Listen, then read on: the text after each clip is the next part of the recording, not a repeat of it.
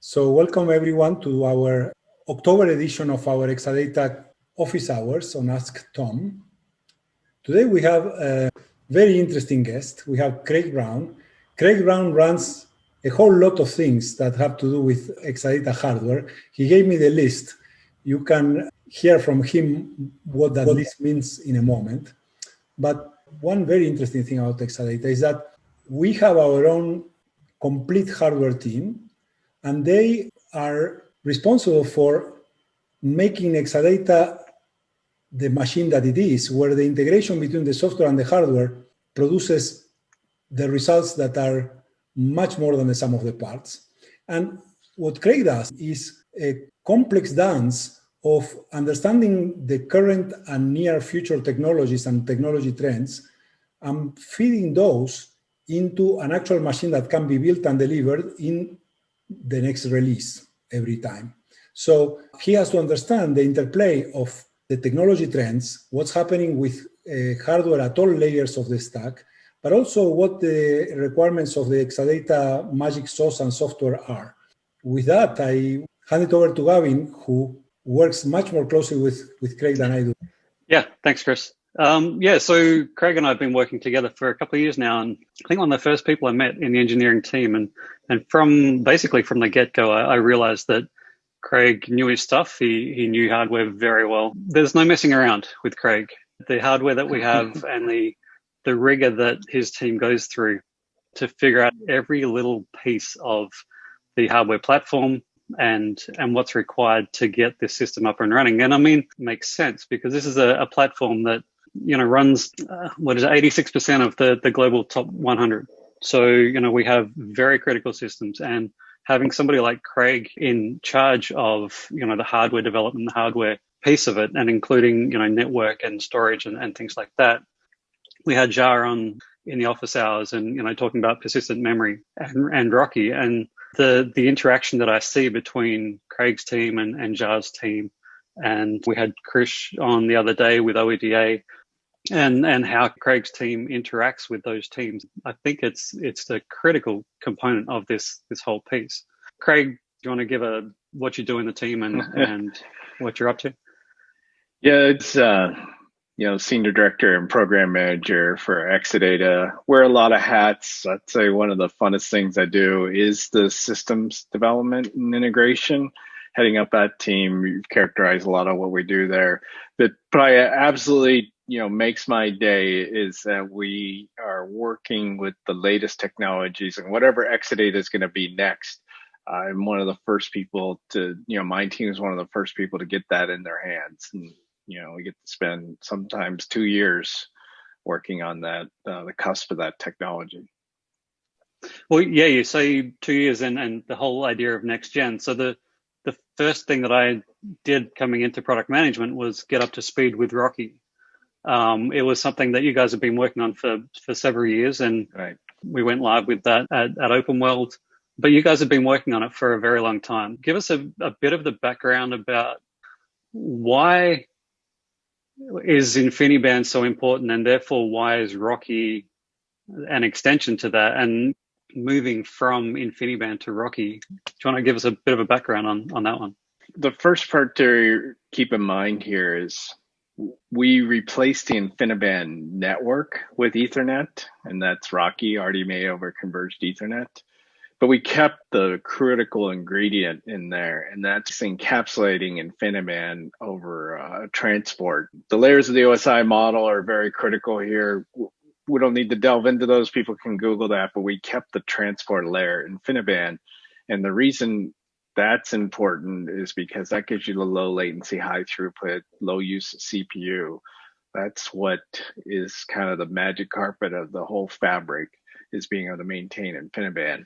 It's just that what was needed at this point is to replace the layers underneath that with Ethernet. It was a good time to make that jump from an InfiniBand-based network to an Ethernet-based network. RoCE is what lets us do that. If we kind of look at what RoCE is, the Converged Ethernet you've talked about, the R of RoCE, RDMA, that in my mind is a key piece. Yeah, you've obviously been working on this for years. What was it that you were waiting for, and what led you to go, okay, now is the time? The 10, 15 years ago, InfiniBand was the art of the possible as far as the low latency, high throughput fabric kind of approaches. Definitely the best technology through all these years of Exadata, all the way through the X8 launch.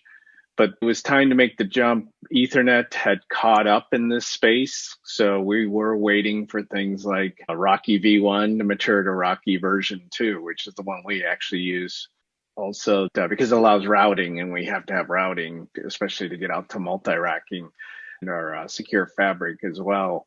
The other piece of it that came along is that we could basically have the Ethernet kind of dynamics that people in our cloud demand. The ability to, on the fly, set up networks, be able to run large data centers. That was the other key piece we're looking for as well. The core, though, that I want to kind of go back to through all this, InfiniBand as the base network and now RoCE, is that we get the direct memory access, and that is critical. We could set up RoCE and InfiniBand and just kind of do a research, and development kind of thing, but we help people run a business. And so we want to basically leverage very critical pieces like direct memory access. This is what allows us to get that great latency in our performance, because we can skip waking up the CPU to do a transaction. You look at all the storage devices we have, it's the best when we can avoid that CPU go fetch data, put it into memory. When you can just do direct memory access, that's going to be the best. The R is critical because we never keep all the customer's data on one physical device, right? We don't keep all the cluster on one DB node. We don't keep all of the GI, the grid infrastructure, on one storage cell. It's spread out in striped mirrors across multiple servers. Well, that remote is what gives us that key piece. So it was basically, we got the latency, we got the IB transport, we got the converged Ethernet, and we basically still have RDMA. So those pieces came together, and it was time to make the move. Yeah, so from a Ethernet perspective, their roadmap looked very similar to an InfiniBand. It's actually better. So it's actually overtaken now, has it? Yeah. Now, instead of being kind of locked into maybe a vendor and a technology, because it's Ethernet, and we use something called data center bridging through all of this, gives us the converged Ethernet part of RoCE. Now we have a lot more vendors, a lot more people in this space working on this technology. And even if somebody's working on some kind of tech that really is ideal for like TCP, we still leverage the majority of that tech space and advancement, like I said, roadmaps, and bring them into our RoCE core space. And that was very difficult to do with InfiniBand. That was a niche. Right. It was a great spot to be all those years. Like I said, we went all the way to X8 IB and launched it. We still support IB, huge install base. Yeah. But we definitely saw that space kind of staying small and being pretty focused on that, whereas Ethernet bridges out to a lot bigger roadmaps, a lot more vendors, a lot more tech. Yeah, and I suppose as part of that, we're not in the business of creating our own firmware and creating our own underlying components. We want to almost use off the shelf and put the investment into our software. Is that where you're going here? Yeah, and Gavin knows that I have a past history. I work for some other companies, and that is always like the big question. How much do you vertically integrate? I can tell you from working with this technology for years, this isn't a place we want to vertically integrate. Let's let the Ciscos be the Ciscos and the NVIDIAs be the NVIDIAs, the Intels be the Intels, and just leverage the advancements that they're making. And it's great being able to pick from their roadmaps to enable where we want to go next on Exadata. Yeah. And it's something that if you've been in any kind of Exadata product management, specifically presentation, you'll see the three key aspects of the Exadata vision. That number one is the ideal hardware platform and choosing components that make up that ideal platform to run a database. Exactly. So being able to utilize the hardware and the technology that's out there is a big piece of this. So what you're kind of saying is that we're a very big fish in a quite a small pond when it came to InfiniBand, and we're able to push maybe and get enhancements into InfiniBand. Is that kind of what happened, or is it that we built it ourselves and had to maintain it and monitor and fix things ourselves in that space? Yeah, admittedly, when you end up in the small space of InfiniBand, previously an InfiniBand network, again, always keep in mind there is still InfiniBand in RoCE, that IV, encapsulated IV transport. Yeah, that's still a big piece of it. But talking about the network, when you're in InfiniBand, when you get that focused, you can find yourself the only person swimming in the pond. And what I mean by that is you just end up getting Oracle only firmware, Oracle only userland kind of things, and Oracle only kernels and OSs. And now that we're in RoCE, it's upstream, right? Feels much more, it's definitely much more open, and we benefit from, that kind of approach and process. I'd like to ask you to elaborate on something you said in passing. What you are saying when you said, Craig, that you want the Ciscos to be the Ciscos and the Intels to be the Intels, and we don't want to vertically integrate. That's very important, right? That's because then we reap the advantages of the scale of the market and the innovation and so on. But going a little higher level on the distinction between Exadata as an engineered system and a system that other people might call a converged system. We try to use as much components that are enterprise quality, mainstream, but Exadata, the whole is more than the sum of the parts, right? Yeah, that is a great point. It could be just go find kind of the latest, greatest sort of thing, bleeding edge, and just put it together and say we got the best. You need to go to the next level with these, those companies that I mentioned, and talk to them about, as Chris pointed out, the enterprise capabilities here. Most people that probably work with our product hopefully think about, okay, I want to use this. It's always going to work, right? I'm always having a good day. I imagine the audience and you all in the PMs, that's the space you spend 99% of the time. The space I spend all my time in it's going to fail, right? I'm going to lose a switch. I'm going to lose a NIC. I'm going to lose a server. I actually spend most of my day thinking about the contingencies. And so that's the critical differentiator, I think, to getting to the crux of Chris's point is when we go talk to the vendors, we need to really discuss with them how long will your product stay up and how gracefully do you fail and come back again and rejoin whatever you're a part of, a server, a fabric, a network, or whatever. Yeah. That's how I spend a lot of my time trying to figure out, okay, it's not the happy path, unfortunately. Something has gone wrong.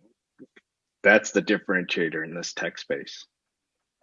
And everything that we do assumes a level of high availability. And from what you're saying, that high availability, absolutely critical for what we do. But the software that we run, the database at the top level is built with redundancy. But we all know that over time, hardware fails. So what you're looking at and pushing our vendors for is to ensure that if and when it fails, it's a graceful failure, comes back and tells upstream that it's done it, failed or come back. I suppose in terms of talking RoCE specific, we're meant to be talking RoCE specific here. You're talking NICs and switches. So NIC down, port down, cable down, switch down. And when you're talking 100 gig, throwing the kind of packets around that we do, that needs to be quick and it needs to be graceful. Yeah. Yep. And in fact, we go even further in this space. I think this is critical. I don't know how much this is appreciated, but we don't just do redundancy for redundancy's sake. We push the vendors to basically give us redundancy, but give us performance as well. I'll give you a really simple example. Okay, you get on a commercial aircraft that has two engines, right? The two engines are there for redundancy. You lose one, you still want to get to your destination safely. What is also happening is when both engines are working, the aircraft is getting the maximum performance and range and efficiency out of it. That's, for instance, what we do with our RoCE NIC. Yes, we have two ports. They're an active-active. If we lose a switch, the other one picks up the load. That's fine. But while we're having that good day, and this is the point that I'm not sure everybody realizes, we actually run the maximum amount of data we can through both ports. Just the same idea as both engines on the airplane are pushing you through the air at the maximum amount of efficiency and performance. Same thing. Even though our ports are made to be redundant and they have a failover job, they're also, when everything's going right, we're getting the maximum performance still out of those. So it's enterprise plus performance leveraged together. Was what about X5 generation, maybe X4, you went from InfiniBand active passive to active active and got from the 40 gig InfiniBand up to 80 because of that active active. And I think it's a question, has just asked. We're doing active active on the ports. Does that mean we're getting 200 gig? I would like to be able to say we are, and I can theoretically do it in the lab if I have the right configuration. But in the Exadatas we sell, it's more like 130-ish or about. The reason for that is because it sits in a PCIe Generation 3 slot. And this gets real technical real quick, but in a BY 16 card running Gen 3, that's about the max. We're getting line rate out of the bus at that point. And that's a great point to make. Yeah, and well, just on that, and the kind of the thinking behind what your team are looking for from our vendors for future generations is chasing bottlenecks. We moved from 40 gig to 80 gig InfiniBand. That was fantastic. It moved the bottleneck from the network to somewhere else. And then as more components get further down the line, we're now up to 24 cores in a database server, and the memory is keeping up with that. And if we look at the storage side, we now have persistent memory. Is it around chasing bottlenecks and finding that next one, both from a hardware and software perspective? Actually, it'd be a really good topic itself. But just to do a quick review of the last 12 years or so, it's basically, the disks were the bottlenecks, and then we brought it in Flash. Then Flash became the bottlenecks, and we moved to the network. The network became the bottleneck, and we moved that to PMEM, right? And we just keep moving. And looking into the next generation, into our roadmap, we're seeing more bottlenecks that we can address. It kind of goes back to my point of instead of being able to just select from a very small niche of capabilities, we can look at what's going on out there in industry and help us. So one of the other questions that I'm seeing in front of me, Ahmed is asking the small MTU for RoCE. So he's saying, why not use 9K jumbo frames? What is the idea of the small MTU? Yeah, I can give you at least the first level. And if that's not satisfactory, we can, get some experts to dig into that. But it does, our cluster-to-cluster communication is sensitive in this area. So if we just blew it right out to, 9,000, that would be a problem there for the cluster-to-cluster communication. So 2,300-ish plus or minus the packet sizes we need for depending on the application is a sweet spot of giving us the best performance, but also, the greatest capabilities for the full stack. The full stack. Running the full stack. If I was just doing a science experiment, just research and development, that's probably what we do, but we got to consider we're running this full stack of technologies, and this is a sweet spot. Yeah.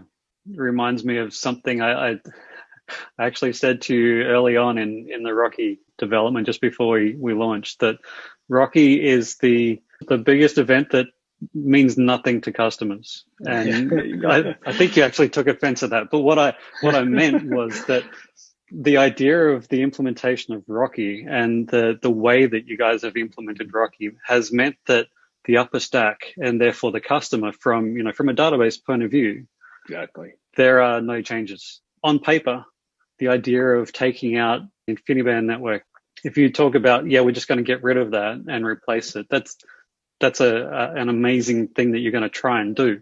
But to be able to do it without actually causing any upstream dramas, and the idea of being able to replace a very key and core component of the system while still going and not making any upstream headache.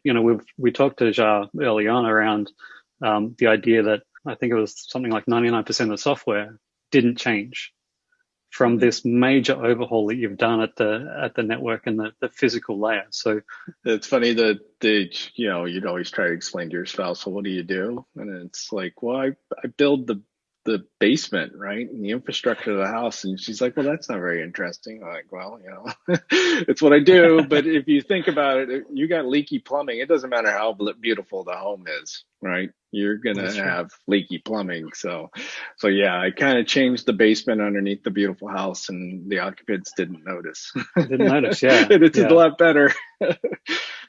Yeah. Chris, do we have any other questions coming in that I haven't picked up on? We have a question from the beginning. Are you there? About supercluster. Maybe you should just dispose of that and okay.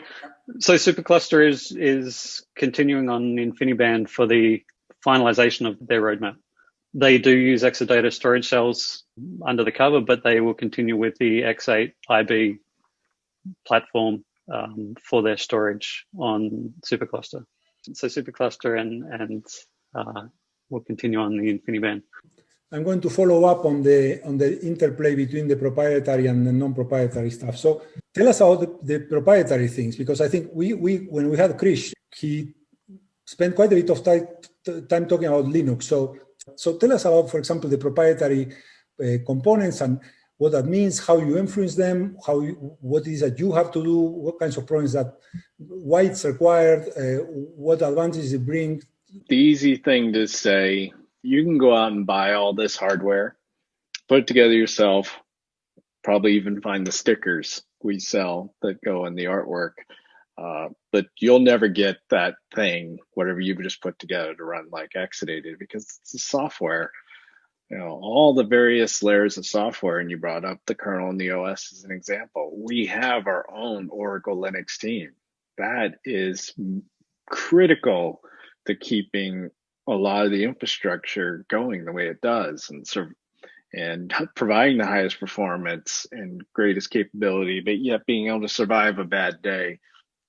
It's great to be able to just call up one of your friends on the Linux team and just say, hey, we need this, and it gets done. Maybe just one hard kind of question. Let's just say you went to a major network vendor's trade show, like an Open World, and they always talk about their networks being basically logically just one thing. And if you were to crawl through, some of the infrastructure, you'd see we actually describe our fabric as very clear. There's a port A going this direction to the fabric, and there's a port B going this, and they're separated. And that gives us not only the HA capability, but we can keep that performance, fine tune the performance being maximized while everything's working. We work very hard to do that.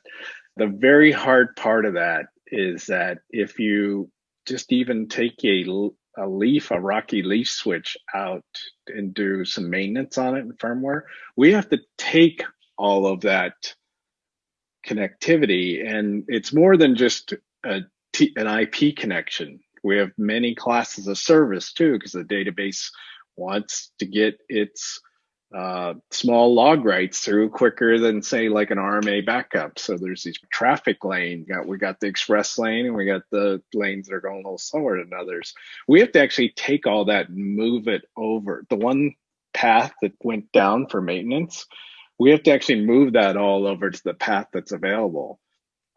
And then when that comes back, we have to move it all back over when the leaf is done with its maintenance. If you were just to classically work with a network vendor, they would say, oh, that's easy, just make it all just one logical connection. But then we couldn't do some of the things that I've described as far as, tuning everything so they work great for us. This is a hard problem to solve. And we've done very well at it. But Chris, that is an example of very hard technology that, probably just everybody doesn't notice that it's all going on under the covers, but it is. Yeah, because those network vendors would come out and say, well, just cluster the switches and you're off and running. Right. Job done. Just run a virtual port channel. You're good to go. Right. Yeah. I've watched your team and your management push on the performance team to wring every IOP out of this system. So you're not doing just, lump it all into one big virtual circuit and off you go. And I suppose with the idea of RoCE V2, you just wanted to go back on. V1 was within a subnet and V2 was cross subnet. Is that right? That's the easiest way to routing. Yeah.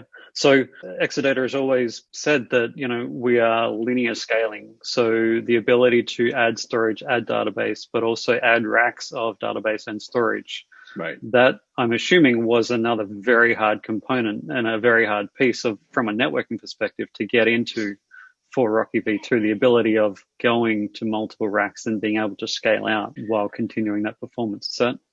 Yeah, absolutely. You're going to tell me it's easy, aren't you? It seems easy now that it's done, right? It's certainly what you want to do is I'll just make it work like our InfiniBand did, but InfiniBand was a static routed network, and there was a subnet manager running on the switch, and kind of all straightforward. Ethernet, as we know, is dynamic. Things can leave the neighborhood and enter the neighborhood, and there's this whole concept of convergence that probably don't need to go into, but that is critical to what's going on. So yeah, you're absolutely right. It was a challenge to move from a quarter rack into the multi-rack space, and that was definitely a hard problem to solve. And when we're working with our vendor on it, they were telling us, hey, you might be one of the first ones to ever do this. And like, well, we hear that a lot, but it's yet another hard problem that we've gone out and solved. Probably another good example is the Secure Fabric, which is our cloud enabler.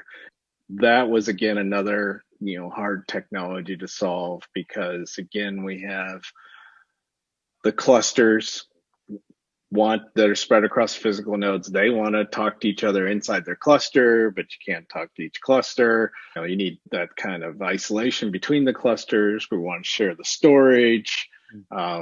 That has to all be done in RoCE, and it has to all be done through those two active ports as well. So we just keep layering the difficulty on top of kind of the base network, and have to keep solving that. Yeah, well, Secure Fabric, go have a look at the 20.1 new features. We describe what Secure Fabric is there, and I suppose the InfiniBand version would be partitioning, basically the idea of being able to carve off separate areas. But in RoCE, it's a virtual machine and it's a virtual layer. From a physical perspective, we're still looking at the idea of VLANs to do the segregation. But Secure Fabric is the cloud enabler. So the other day, like last week, we announced Exadata Cloud Service with X8M. So using the RoCE technology. How much have you been involved in that kind of side of the house? We probably started a couple of years ago with the Oracle Cloud Infrastructure team, and and gamed out what we knew we were going to RoCE, and we knew that was needed for their enablement, and then we had to do multi-tenancy with the OCI team as well. So started a couple of years ago. Maybe again, kind of one of those things. I hope we make it look easy, but underneath the covers, there's a lot of difficulty. But when we say to a customer, your provision is these VMs with this kind of capability, and of course, you and Chris know all that and have that all you and your broader team have that all published in your collateral and whatnot. But underlying that VM is still the rest of Exadata. Okay, and when you think about that running across multiple data centers globally, well, you need something a little more straightforward and a little easier to manage, especially when you start talking the switch technologies. It's so much easier now that we have Ethernet. We are Ethernet end-to-end. I don't want to bash InfiniBand. It has done us well. We have a lot of great customer success stories on InfiniBand. This is a space where it would be very challenged. Scalability, extensibility, just even the cloud ops maintenance with Ethernet end-to-end that we now bring with RoCE makes this all so much easier to do and gives a better product to our customers, quite honestly.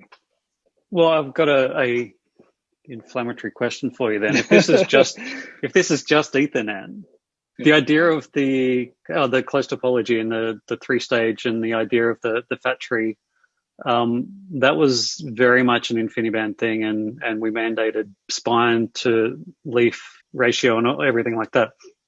That is still the case with RoCE. Absolutely. Yes. So yep, absolutely. You are continuing that idea even within the Oracle public cloud, right, when it comes to storage and database layout within the Exadata cloud server. So that's still there and still the case, correct? Yeah, absolutely. There's something actually called VXLAN, but Virtual Extensible Local Area Networks. That's kind of the secret sauce for the OCI team and ourselves, quite honestly, to be able to layer out all this RDMA over Converged Ethernet capability. They refer to it as the backend network, the HPC network, but the core underneath that is VXLAN. And yeah, so to just call it, just Ethernet, it's a lot more complex than that because the VXLAN and, you have to have, border gateway protocols and well, yeah, we've talked about a lot of buzzwords, the spaghetti of acronyms that I used. A lot of buzzwords. Yeah. So, your typical Exadata administrator is usually a DBA that's got another hat on to do Exadata management. How much of all of that spaghetti soup of acronyms do they need to care about or need to know about to manage Exadata? Yeah, not a lot. I'm certainly welcome to engage in a dialogue, and anybody wants to understand their business. I mean, love to talk about it. At the same time, my team, partnering with other Exadata teams, have worked really hard to insulate folks that you just described from like VXLAN and BGP and EVPN and all that kind of stuff, or the routing protocols. And I would say if you looked at our documentation, there's really only about 10 commands you need to know to be able to keep this thing up and running. So if you look at a configuration file on a switch and it goes on for pages and pages and pages, I'd invite somebody to go that has their own RoCE X8M, go log, if you have access to the switch, go look at it and do a show running config, and you'll see all the things that we are isolating you through that we try to just basically boil down to about 10 commands. Yeah. And that's kind of why we continue calling it a black box. So plugging into it, connecting up to it, yes, it's Ethernet. So people are probably more likely to want to connect up. When it was physically different being InfiniBand, it was, well, we can't connect because we don't have an InfiniBand card sitting in wherever. But this is Ethernet, so people may be more likely to want to. But we continue saying it's a black box. It's a critical network for the Exadata. So just being kind of willy-nilly about it is not a good idea. But actually, we just released a tech brief the other day around connecting ZFS into that backend network for high-speed backups of that database. I assume that you're also investing in time with teams such as the ZFS team to ensure they're doing it correctly, yeah? Obviously, when you launch such a big change, right, that's kind of a big deal. It can be a little daunting, right? And you want to see how it goes. We actually started off with ZFS, just basically leveraging the open ports on the leaf switch that are set to TCP/IP or multicast. That seemed like the lowest risk approach. We got that done. You and I worked on that documentation about November of last year. Mm-hmm. And that seemed like gives you 50 gigabit is what we got, because we could leverage the client network ports running at 25 gig. That was better than the 40 you had in the past for ZFS. So we called that a win. But, we did get together over the summer and say, we're feeling much more confident. We've seen, the success of X8M is apparent, and the RoCE network is very apparent, enabling things like PMEM and Secure Fabric. Let's move the benchmark here and go ZFS to 100 gigabit. So now you basically invite them in the same VLAN. Even though they're going to run TCP/IP, they get invited into the same VLAN, virtual local area network, as RoCE, and then get the access to the source data they need to back up. So it was a two-step approach and a little bit, risk averse at first, but we opened it up recently, as you just mentioned. Absolutely. Risk averse is probably number one on your priority list. The mandate from our boss, right? Don't screw it up. Don't screw it up. I see a couple of questions here that we are semi-answering. One that's very focused, which is asking about multi-tenant PCI DSS. Do you want to speak to that? My quick take on that would be PCI DSS is a customer data center style PCI compliance that Exadata does participate in, but is providing only a part of it. Compliance. Yeah, the question is whether RoCE can be deemed as good as... it's fully equivalent. Right? Sorry, yes, I missed the second half of that. Whether or not Secure Fabric is fully equivalent, or at least equivalent enough to be PCI DSS compliant. Actually, we're just kicking off a project. There was, you may be referring to the coal-fire analysis that was done a few years ago around PCI DSS for Exadata InfiniBand. We're actually kicking off another project to have a partner go through that same kind of analysis for Exadata RoCE. So I'm expecting it to be almost the drop-in replacement. Craig, do you have any comments on, from a security perspective, the difference between InfiniBand and RoCE? Most of PCI DSS is around client connectivity, so what is done in that black box of network shouldn't affect it. But the first part of the question, you answered everything I would have said about it. The second part, as far as the security, is certainly at the implementation details of how a RoCE network handles security is going to be different because it's Ethernet based and it's like an InfiniBand based approach. Some things are maybe a little less challenging in InfiniBand because of just having a static network. It's kind of all defined before you even start running things.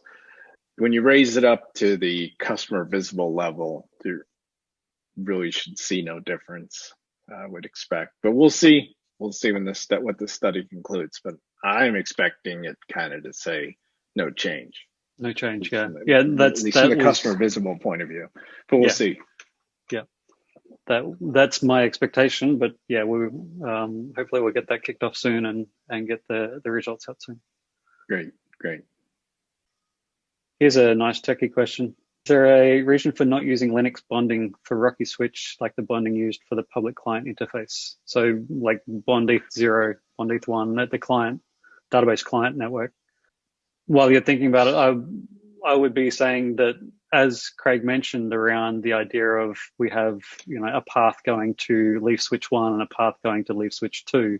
If you bond that, then you're back into the idea of, well, in that case, why not virtualize your leaf switches and create have a single virtual network? And that isn't as fast as identifying each individual port into each individual access into the switching.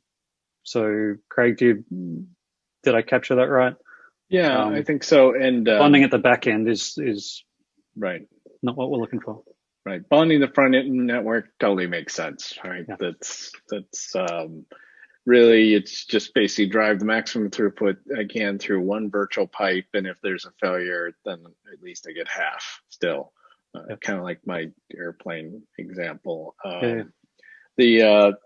The actual architecture, quite honestly, predates my time on the team, but the architecture we have in place goes back quite a ways. And there's just sort of an expectation at the layer above the fabric that there will be a uniquely identified port A and it'll be uniquely identified port B, and the layers above it, the reliable datagram socket kind of stuff just expects that. Then the second part of the answer is we would be trusting the performance of our network almost completely to the NIC and switch vendors.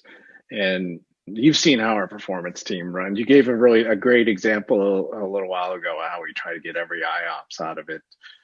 We want to have 100% control out of that. I'll be quite frank, when I get the new generation up and going and give its performance team, it doesn't go perfect, first run perfection, right? This is a hard business when there's things that we have to tweak. We don't want to be going back to the switch and NIC vendors all the time saying, I see this performance degradation. Can you give us kind of some help there? And again, it goes back kind of my example of where do you want to be vertically integrated? Where do you want to kind of own all the tech space? And where do you want to trust somebody else to do it? When you weigh the pros and cons, the way we have set it up is the best. Just in the net, I get enterprise plus performance. If I have a bad day, I still fail over, fine. I can fail back, fine. And then if in our development, when we are trying to get the maximum we can out of this technology, we have the most control instead of giving that control over to our switch and NIC vendors. How we have it architected, we have the most control over that space. Yeah. That makes a lot of sense. And I was just thinking, if we are doing bonding, that would mean that Linux would be involved, RDMA becomes difficult, PMM, all of that kind of stuff. So being able to identify and only basically enable those elements that you need to get as fast as you can out of those machines. This would be, if you have Job back, this would be a great question to ask her because she does have the history of why this architecture is chosen this way. And it probably, I'm sure it comes all the way to PMM today. You give away some of that control of our performance and capabilities to the vendors, whereas her software ensures all that we get the greatest, latency benefit from tech. So I know we've only got like a minute left, Chris, but if I could wrap up, Craig, your remit for this whole endeavor that we go through is to ensure that we have a platform, a hardware platform, and that solid foundation of not only the highest performing, but the most graceful failure systems and the most resilient systems that we have to enable the kind of the next floor on the house. Let's keep going with that analogy. Why not? the next level up to capture as higher performing as the layer below, scalable, resilient, graceful failure, and highest performing, and continuing to push that up the stack. Yeah, exactly. Don't want to overuse the analogy, but the house is beautiful. It's been that way for a decade plus. I just upgraded all your infrastructure, new plumbing, new electrics, HVAC. It's all latest gen, and now your beautiful house works even better. Sounds good. All right, Chris, I think we're done. I don't want to spend people's time. Indeed, we need to wrap it up. We do have a few outstanding questions. Please remember that the platform allows you to go to the session and ask questions in writing, and they will get to us. They will also get to Craig, because Craig is an expert on this session. Craig, thank you so much. We really want you to come back at least once in the very near future. We really have a lot to cover. And I want to thank our attendees, because the main point is for you guys to get a sense of how we think and how we solve problems and so on. Yeah. Thanks. Enjoyed it. All right. Thanks, Craig. It's been great. And yeah, as Chris mentioned, ask any questions that you have on the session and we'll get to them. So yeah, thank you very much. All right. Bye.